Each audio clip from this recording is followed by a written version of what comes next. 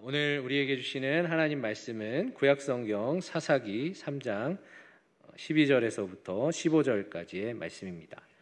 제가 가진 성경으로 구약성경 363면에 있습니다. 하나님 말씀을 이제 봉독하겠습니다. 이스라엘 자손이 또 여호와의 목전에 악을 행하니라. 이스라엘 자손이 여호와의 목전에 악을 행함으로 여호와께서 모압 왕 에글론을 강성하게 하사 그들을 대적하게 하심에 에글론이 암몬과 아말렉 자손들을 모아 가지고 와서 이스라엘을 쳐서 종려나무 성읍을 점령한지라. 이에 이스라엘 자손이 모압 왕 에글론을 18해 동안 섬기니라.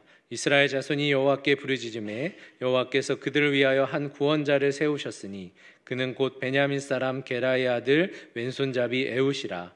이스라엘 자손이 그를 통하여 모압 왕 에글론에게 공물을 바칠 때에. 함께 말씀을 위해 함께 기도하겠습니다.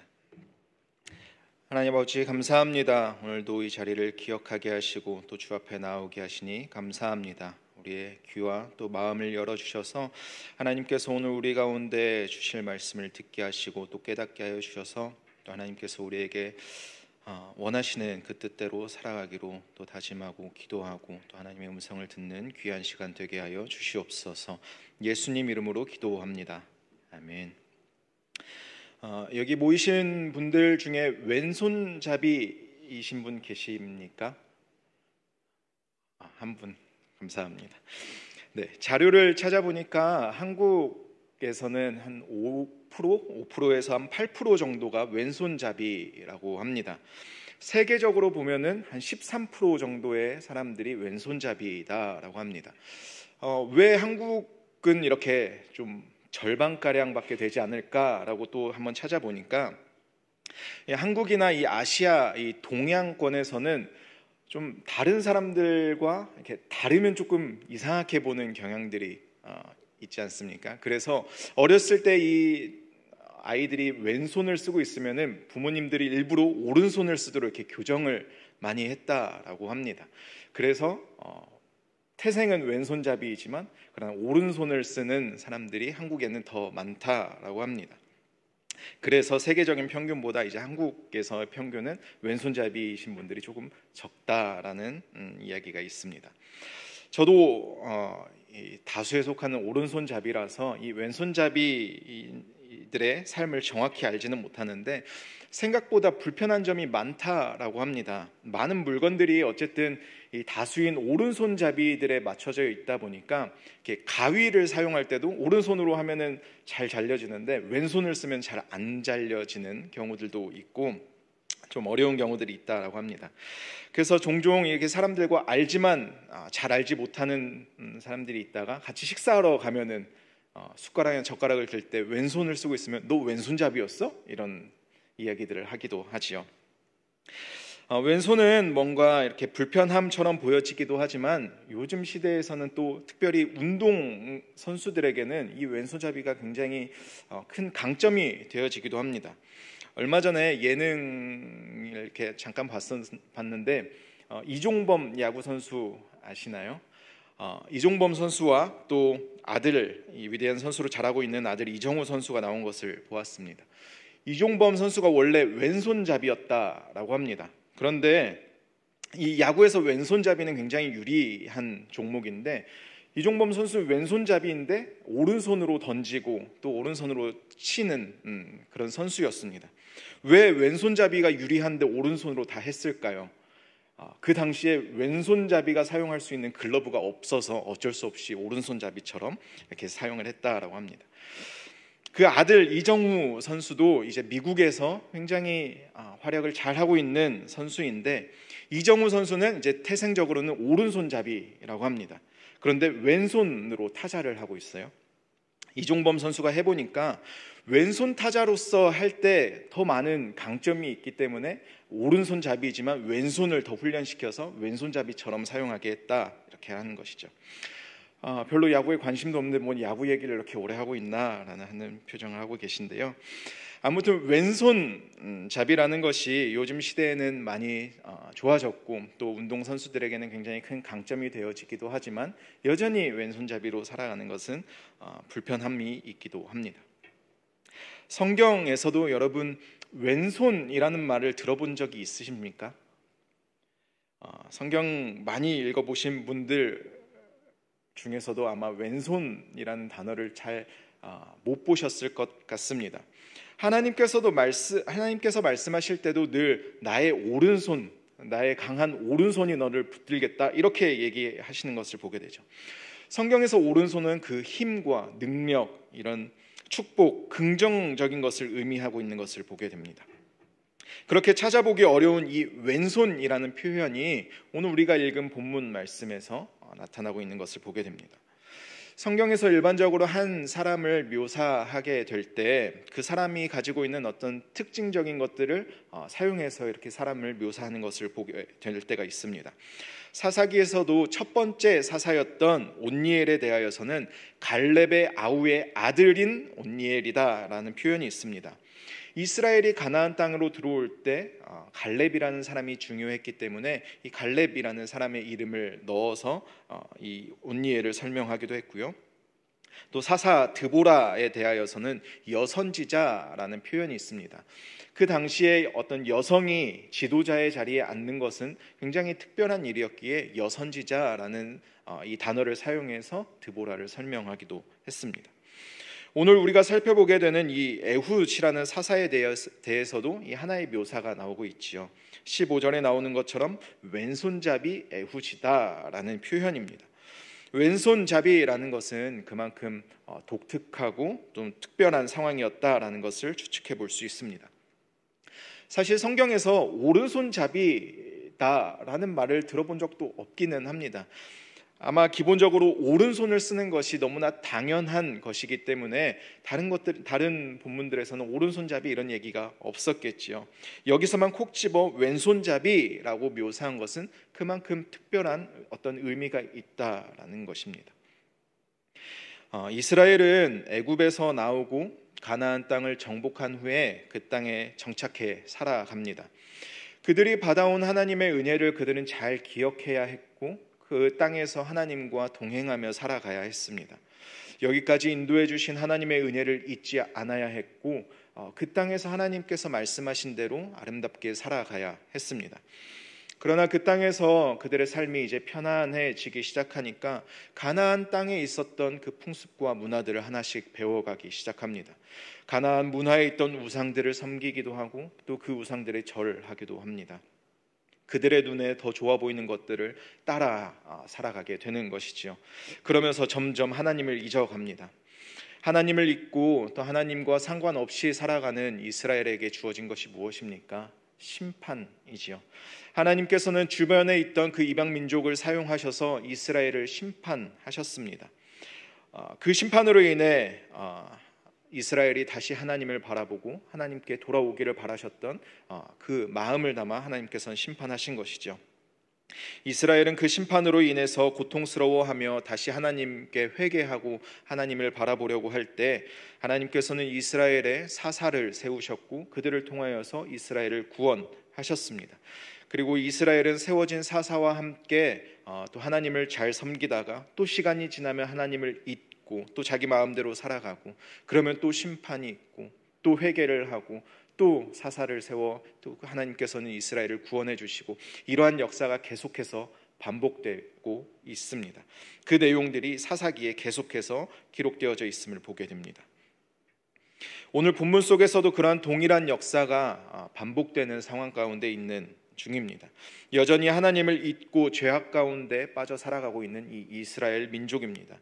하나님께서는 모압이라는 민족을 사용하셔서 이스라엘을 심판하셨습니다. 사실 이스라엘이 모압에게 점령을 당했다라는 것은 이스라엘의 입장에서는 굉장히 치욕스러운 상황입니다. 이스라엘에 비하면 이 모압이라는 민족은 굉장히 작은 민족이었습니다. 모압이라는 민족은 우리가 잘 아는 아브라함의 조카 롯을 통하여서 이루어진 민족입니다. 물론 롯과 그 딸과의 부적절한 관계 속에서 시작된 그런 민족이지만 어떻게 보면은 어쨌든 이스라엘과는 이 친족 관계에 있는 그런 민족인 것이죠. 그러나 그들은 그렇게 친족처럼 친밀하게 지내지는 않았습니다. 이스라엘이 애굽에서 나와서 광야의 길을 걷고 걸어가고 있을 때 이 모압 땅을 지나가야만 했습니다. 그래서 모압 왕이 우리가 이 땅을 잘 지나가기만 해달라라는 요청에 이 모압 왕은 거절을 합니다. 그리고 모압 왕은 발람 선지자를 통하여서 이스라엘을 저주하게 하려고 하기도 하였고, 또 이스라엘을 음행의 길로 빠지게 하면서 하나님께 심판받게 만든 그런 민족입니다. 모압은 그렇게 친족 관계이지만 이스라엘을 환대하거나 어떤 도움을 주지는 않았습니다. 그로 인하여서 이스라엘과 모압은 이런 적대 관계 속에 살아가게 되는 것이죠. 그럼에도 모압은 작은 민족이었기 때문에 이스라엘은 이렇게 거들떠도 보지 않았던 그런 민족이었습니다. 그런데 지금 이 상황 속에서 모압이 이스라엘을 점령하고 있는 것입니다. 그냥 잠깐 한번 싸워서 이긴 것이 아니라 18년 동안이나 이 이스라엘을 점령하고 있다라는 것이죠. 이스라엘에게는 꽤나 굴욕적이고 치욕적인 상황입니다.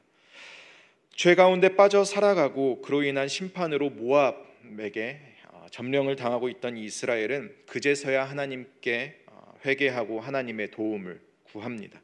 그때 하나님께서는 그들의 회개를 들으시고 이스라엘의 한 사사를 세우십니다. 그 사사가 오늘 읽은 본문의 주인공인 왼손잡이 에훗이라는 사람입니다. 에훗이라는 이 사사는 베냐민 지파의 사람입니다. 요셉의 아들 베냐민 많이 들어보셨지요? 베냐민이라는 이 이름의 뜻은 오른손의 아들이라는 의미를 가지고 있습니다. 서두에서도 말씀드렸다시피 성경에서 오른손은 강함, 어떤 능력, 힘을 의미합니다. 그래서 베냐민, 오른손의 아들이라는 그 의미는 그만큼 힘이 있고 능력이 있는 그런 민족이다라는 것을 의미하지요. 오른손의 아들이라는 의미를 가진 그 베냐민 지파에서 에훗이라는 사람이 나왔습니다. 그런데 이 에훗의 특징이 무엇이었죠? 왼손잡이라는 것입니다. 왼손잡이였다라는 그 특징을 성경에서 굳이 이렇게 사용한 이유가 무엇일까요? 물론 아주 정확한 정보를 알 수는 없겠지만 이 히브리어 성경 원문을 살펴보면 에훗이 왼손잡이가 될 수밖에 없었던 그 이유는 오른손에 장애가 있었기 때문이다라고 기록되어져 있습니다. 오른손을 사용할 수 없었기 때문에 이 에훗은 왼손을 사용하게 된 것입니다. 오른손의 아들이라는 이 지파에서 오른손을 쓸 수 없는 사람이 되었습니다. 왼손을 잘 쓰고 싶어서 연습한 것이 아니라 오른손에 장애가 있기 때문에 어쩔 수 없이 왼손잡이가 되어진 것입니다. 오른손의 아들이라는 이 베냐민 지파에서 오른손을 사용하지 못하는 이 에훗에게는 이 오른손은 굉장히 숨기고 싶은 약점이었을 것 같습니다. 그 누구에게도 좀 보이고 싶지 않은 그런 자신의 연약함이었을 것 같습니다. 하나님께서는 그를 이스라엘을 구원할 사사로 세우셨습니다. 이스라엘의 지도자로 세워졌으면 어떤 사람이어야 했겠습니까? 전쟁에서 승리할 수 있는 그런 능력이 있는 사람이어야 했겠지요. 힘과 권세가 있어야 합니다. 여러모로 지략도 뛰어나야 할 것입니다. 사사로 부름받았을 때 에훗은 어떠했을까요? 하나님께서 어떠한 방법으로 에훗을 부르셨는지는 모르겠지만 그가 하나님의 부르심을 받았을 때 에훗은 자신의 오른손을 한번 살펴보지 않았을까 싶습니다. 자신의 이 연약한 이 오른손을 바라보면서 내가 사사, 내가 이스라엘의 지도자, 내가 이스라엘을 구원해야 한다고 이런 의문이 들지 않았을까 싶습니다. 내가 이렇게 연약한데 내가 어떻게 전쟁을 하고 이스라엘을 구원할 수 있을까? 그런 의문을 가지고 있지 않았을까 추측해 보게 됩니다. 우리도 늘 부르심을 받았을 때는 나의 약점이 보이기 마련입니다.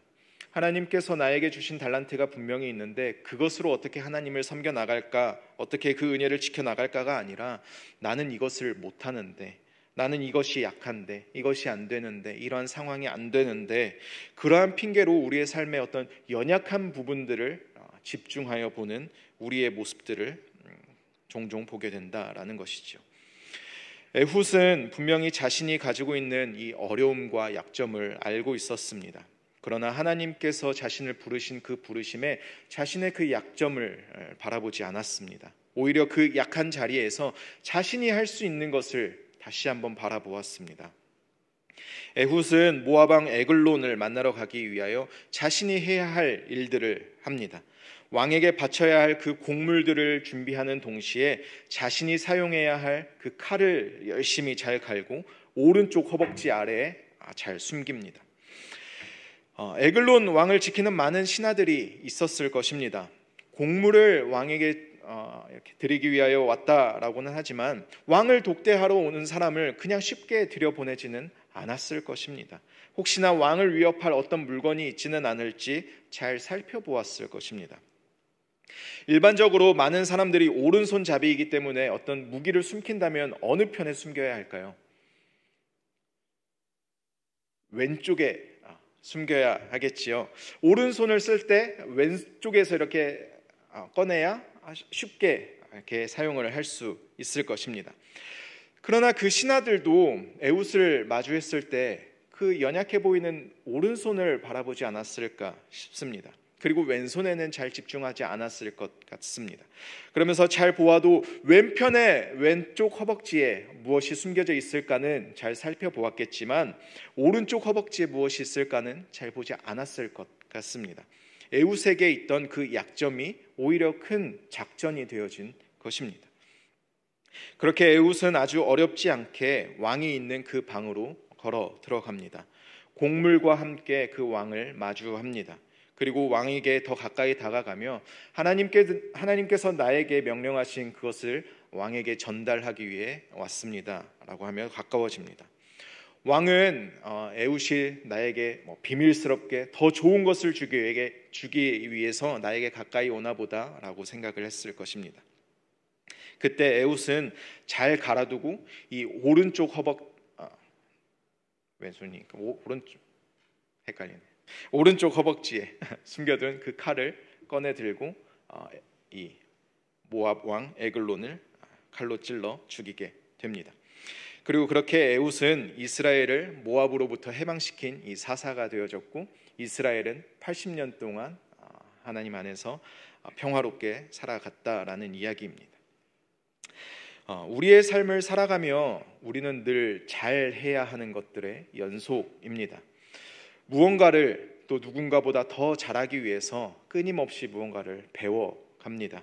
취업을 하기 위해서 자기소개서를 쓸 때도 내가 잘하는 것, 나의 장점, 나의 강점 이런 것들은 열심히 나열하지만 나의 약점과 나의 연약함은 숨기기 위해 애쓰는 일이 많습니다. 혹여나 내가 가지고 있는 단점이 누구에게 드러날까 두려워하기도 합니다. 그것을 숨기기 위해 애쓰기도 합니다. 더욱이 교회에서는 더 그런 것 같기도 합니다. 어떤 직책이나 섬김의 자리를 목사님들이 요청하면은 처음 하는 말이 무엇입니까? 저 그런 거 못해요. 저 그럴 능력 없어요. 저 그런 상황이 안 돼요. 네, 다들 그렇게 한마디씩 해보셨죠? 단순히 하기 싫어서 그러신 분들도 분명히 있을 수도 있겠지만 또 어떠한 경우에는 나의 그런 부족함을 다른 사람들에게 좀 나타내기 쉽지 않아서 그렇게 이야기하는 경우가 참 많이 있다라는 것을 보게 됩니다. 이스라엘이 블레셋이라는 이 나라에 의해서 점령을 당하고 굴욕을 당했던 때가 있습니다. 골리앗이라는 이 블레셋의 거인과 같은 장군, 그 누구도 이겨낼 수 없을 것 같은 이 장군이 이스라엘 앞에 섰습니다. 이스라엘에서는 그 누구도 이 장군 앞에 맞서 싸우기 위해 나갈 자신 있는 사람이 없었습니다. 골리앗 앞에 서면은 그 어떤 키 큰 사람도 그냥 작은 소년과 같이 보여졌을 것이고 그 아무리 이스라엘에서 가장 힘이 센 사람이라 할지라도 골리앗 앞에서는 아무 힘도 못 쓰는 작은 소년과 같이 보여졌을 것입니다. 그래서 그 누구도 자신 있게 골리앗 앞에 맞서 싸워 나가려는 사람은 없었습니다. 심지어 왕이었던 이 사울조차도 이 골리앗 앞에 나가지 못하는 상황이었습니다. 그때 다윗은 사울 왕을 찾아갑니다. 그리고 다윗은 사울에게 자신이 내가 그 전쟁에 나가겠습니다 이야기합니다. 사울은 다윗을 보며 아마 콧웃음을 쳤을 것입니다. 이 작은 소년이 지금 어른들도 싸우지 못하고 이렇게 힘겨워하고 있는 이 상황에서 이 작은 소년이 무엇을 하겠다라는 건지. 전쟁을 경험해 보지도 않은 이 작은 소년이 골리앗 앞에 나가서 싸우겠다라고 말하고 있으니 사울 입장에서는 어떻겠습니까? 아마 비웃었을 것 같습니다. 그럼에도 다윗은 끊임없이 사울을 설득합니다. 사울은 어쩔 수 없이 그의 말을 듣고 자신이 가지고 있던 이 투구와 갑옷과 어떤 군복들, 칼, 이런 전쟁에 꼭 필요한 것들을 다윗에게 씌워 봅니다. 그러나 터무니없이 큰 모습이지요. 그러나 사실 전쟁에 나가기 위해서는 반드시 필요한 이 물건들이었습니다. 자신을 보호하기 위한 이 갑옷과 투구가 반드시 필요했고, 또 적과 싸우기 위해서는 반드시 이 칼이 필요했습니다. 있어도 되고 없어도 되는 그런 선택 사항이 아니었고 반드시 있어야만 하는 그런 물건들이었습니다. 그러나 다윗은 그 모든 것들을 입었다가 벗으며 익숙하지 못한 것들을 다 내려놓습니다. 그리고 자신에게 가장 익숙했던 매끄러운 돌 5개와 물매를 들고 골리앗 앞에 나갑니다. 다윗은 양을 치며 많은 짐승들을 만났었습니다. 자신의 말로는 곰을 따라가 죽이기도 한 경험이 있음을 이야기하기도 합니다. 그러나 이 물매만 들고 그 큰 골리앗 앞에 나간다라는 것은 그것과는 전혀 다른 이야기가 되지요. 양을 칠 때야 이 짐승들이 다가오면 돌을 던지면서 그 짐승들을 위협하고 쫓아낼 수도 있었겠지만, 그러나 지금 그 큰 거인 앞에 아무 장비도 없이 그냥 돌멩이만 들고 나간다. 이것은 드러낼 것이 아니라 오히려 숨겨놔야 할 일들일 것입니다. 그 누가 봐도 웃을 일입니다. 전쟁에 나가는 사람의 모습이 아닙니다. 싸움을 못한다 할지라도 좀 내 덩치가 커 보이기 위해서 큰 갑옷을 입고 또 큰 무기를 들고 자신감을 보여야 할 것인데, 지금 누가 봐도 비웃을 만한 그 작은 돌 몇 개만 들고 나가고 있는 다윗입니다. 그러나 다윗이 들고 나간 것은 눈에 보이는 그 작은 물매였지만 다윗은 그것을 숨겨야 하는 연약한 것, 골리앗 앞에 설 수 없을 만한 그 보잘것없는 것으로 여기지 않았습니다. 오히려 그 물매를 통하여서 일하실 하나님을 바라보며 다윗은 나갔습니다. 이스라엘의 지도자, 사사로 부름을 받았던 왼손잡이 에훗, 그는 분명히 자신의 삶 가운데 가지고 있던 이 연약함과 약점이 그의 눈과 마음을 사로잡고 있었을 것입니다. 어느 누군가는 자신이 사사로 부름받았다라는 그 소리를 듣고 그 오른손을 지적했을 수도 있습니다. 오른손에 장애가 있는 너가 어떻게 우리를 구원할 수 있느냐? 자기 몸도 멀쩡하지 않은 너가 어떻게 우리를 이 압제 속에서 건져낼 수 있겠느냐? 사람들의 많은 조롱과 또 비웃음과 눈치가 있었을 것 같기도 합니다. 그러나 에훗은 자기가 가지고 있었던 그 연약함에 집중하지 않았습니다. 보통 사람들에게 당연하게 사용하는 그 오른손을 사용할 수는 없었지만, 그러나 남들이 잘 사용하지 못하는 이 왼손을 쓸 수 있는 사람이었습니다. 그가 오른손잡이였고 그가 열심히 갈아 놓았던 이 칼을 왼쪽 허벅지에 두었다라면 모압 왕 에글론의 신하들은 그를 더 철저히 감시하고 더 열심히 점검했을 것입니다. 평범한 작전대로 이 왕 앞에 나아가지 못했을 것입니다. 그러나 그가 오른손을 사용하지는 못했지만 이 왼손을 사용할 수 있었기에 작전이라고 말하기도 어려울 만큼 너무나 간단한 평범한 것이었지만 그것은 이스라엘을 구원해낼 수 있는 아주 강력한 무기가 되어졌다라는 것입니다. 에훗은 자신이 못 쓰는 오른손에 집중한 것이 아니라 자신의 왼손을 들어 사용하실 그 하나님을 바라보았습니다. 자신의 연약함과 약함을 강점으로 사용하실 그 하나님을 바라보았습니다. 하나님께서도 에훗이 가지고 있는 이 약점인 오른손을 보고 부르시지 않으셨습니다. 자신의 연약함이 있음에도 그것에 그 부르심에 응답하는 그 에훗을 바라본 것입니다. 그리고 그렇게 순종한 에훗을 통해 하나님의 일을 이루어 가셨습니다. 아무 장비도 입지 않은 다윗이 거인인 이 골리앗 앞에 선다라는 것은 많은 사람들에게 비웃음거리였을 것입니다. 이스라엘 민족은 다윗 그 어린 소년을 걱정했을 것이고 블레셋은 이 모습을 보면서 이게 무슨 상황인지 웃고 있었을 것입니다. 다윗은 작은 돌과 물매를 들고 나갔습니다. 그러나 다윗의 무기는 그 돌이 아니었습니다. 만군의 여호와 이스라엘 군대의 여호와의 그 이름을 들고 골리앗 앞에 섰습니다. 5개의 돌을 들고 나갔지만 그에게 필요한 것은 단 하나의 돌이었습니다. 그리고 그 돌을 사용하실 하나님 여호와 하나님의 이름을 의지하여 그 힘차게 그 돌을 던졌을 때 그 작은 연약해 보이는 돌은 이스라엘을 구원해내는 가장 강력한 무기가 되어졌다라는 것입니다. 고린도후서 12장 9절과 10절에 사도 바울은 이렇게 고백하고 있습니다. 함께 말씀을 읽어보겠습니다. 나에게 이르시기를 내 은혜가 내게 족하도다. 이는 내 능력이 약한 데서 온전하여짐이라 하신지라. 그러므로 도리어 크게 기뻐함으로 나의 여러 약한 것들에 대하여 자랑하리니 이는 그리스도의 능력이 내게 머물게 하려 함이라. 그러므로 내가 그리스도를 위하여 약한 것들과 능욕과 궁핍과 박해와 곤고를 기뻐하노니 이는 내가 약한 그때의 강함이라. 아멘. 약한 것이 강함이 되기는 어렵습니다. 세상은 사람들이 가지고 있는 이 약점들을 다 가려야 한다라고 합니다. 세상은 나의 약함을 가리기 위하여서 더 많은 학력을 쌓아야 하고 더 많은 자격증이 있어야 하고 다른 누군가보다 더 뛰어난 능력들이 있어야 한다라고 합니다. 그래야 그것이 나의 강함이 된다라고 합니다. 그러나 하나님께서는 약한 데서 강해짐을 말씀하십니다.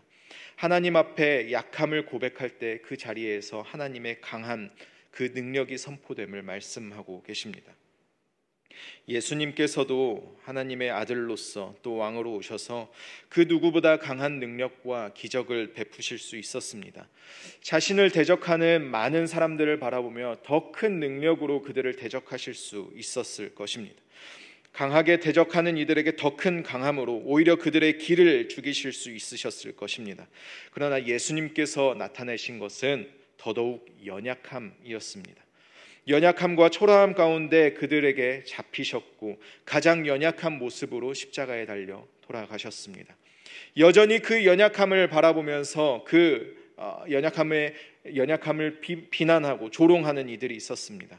그러나 예수님의 연약함은 아무 능력이 없던 연약함이 아니었습니다. 오히려 가장 강함을 드러내는 연약함의 자리였습니다. 예수님 스스로 그 가장 낮은 자리 속으로 들어가셨습니다. 그리고 그 연약한 낮은 자리에서 가장 강함으로 일하실 하나님을 바라보았습니다. 가장 연약한 십자가의 죽음의 자리였지만 죽음을 이겨내신 가장 강한 능력이 되었습니다. 우리는 하나님 앞에 더더욱 연약해져야 합니다. 예수 그리스도 앞에서 우리의 잘하는 것, 우리의 강한 것을 드러내는 것이 아니라 우리의 연약함, 우리의 약점, 우리가 숨기고자 하는 것들을 오히려 드러내야 합니다. 그때에야 그 약함을 통하여 일하실 하나님을 바라볼 수 있는 것입니다. 하나님께서는 능력이 가득한 사람만 찾고 그들만을 원하시지 않습니다. 힘이 센 사람, 뭐든지 잘해내는 사람, 다른 누군가보다 뛰어난 사람만 하나님께서는 찾으시는 것이 아닙니다. 연약함 중에 있을지라도, 약점이 많을지라도, 남들이 다 잘하는 것 잘하지 못할지라도 그럼에도 그것을 사용하실 하나님을 기대하는 사람, 그럼에도 그것을 통하여 하나님의 일을 이루어 가실 것을 믿는 그 사람, 내 강한 오른손을 의지하는 사람이 아니라 내 연약한 왼손을 붙잡고 계신 하나님을 바라보는 사람, 하나님께서는 그런 사람을 찾고 하나님께서는 그런 사람을 통하여서 하나님의 일을 이루어 가신다라는 것을 말씀해주고 계십니다. 연약함 가운데, 아픔 가운데, 또 그로 인한 슬픔 가운데 계신 분이 계십니까? 우리가 집중해야 할 것에 집중할 수 있는 우리가 되기를 소망합니다. 왼손을 사용하시는 하나님, 볼품없어 보이는 그 물맷돌을 사용하시는 하나님, 그런 우리를 찾으시는 하나님, 그 하나님 앞에 우리의 연약함을 내려놓고 그 가운데서도 우리를 부르시고 우리를 찾으시고 우리의 연약함을 사용하실 그 하나님을 바라볼 수 있는 우리가 되기를 소망합니다. 함께 말씀을 생각하며 기도하겠습니다. 우리는 늘 우리의 연약함을 바라보며 하지 못할 것에 집중합니다. 나의 약점을 보며 이것이 어떻게 하나님의 일에 사용될까 걱정하기도 합니다. 그러나 하나님은 그 약점도 연약함도 하나님 앞에 내어놓는 그들을 찾으십니다. 그 연약함을 들어 사용하시는 하나님이십니다. 우리의 연약함, 부족함, 그 모든 것 하나님 앞에 내려놓으며 이것을 통하여 하나님의 일을 이루어 가시기를 위하여, 또 그 일에 내가 사용될 수 있기를 위하여 시간 함께 기도하겠습니다. 주님, 우리는 늘 연약함 가운데 살아가며 그 연약함에 집중합니다. 그래서 하나님의 일을 이 연약함으로 인해서 하지 못한다. 우리의 약점이 많아서 그것을 드러내고 싶지 않아서 하나님의 일을 하지 않으려고 합니다. 그러나 주님께서는 볼품없어 보이는 그 물맷돌을 사용하시고 연약해 보이는 그 왼손을 들어 사용하시며 이스라엘을 구원하시는 하나님이심을 보게 됩니다.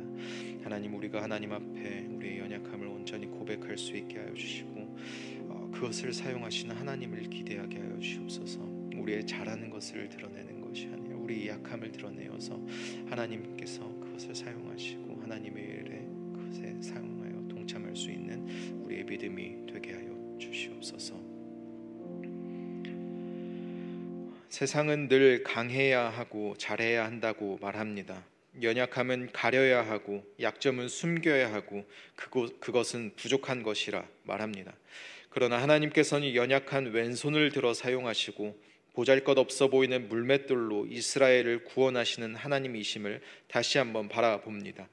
우리의 연약함에 집중하여 그것에 우리의 마음과 생각을 뺏기는 것이 아닌 그것을 통하여 일하실 하나님을 기대하는 우리의 삶이 되게 하여 주시옵소서.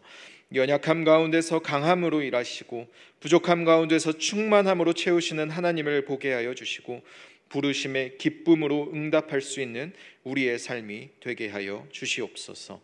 예수 그리스도의 이름으로 기도합니다. 아멘.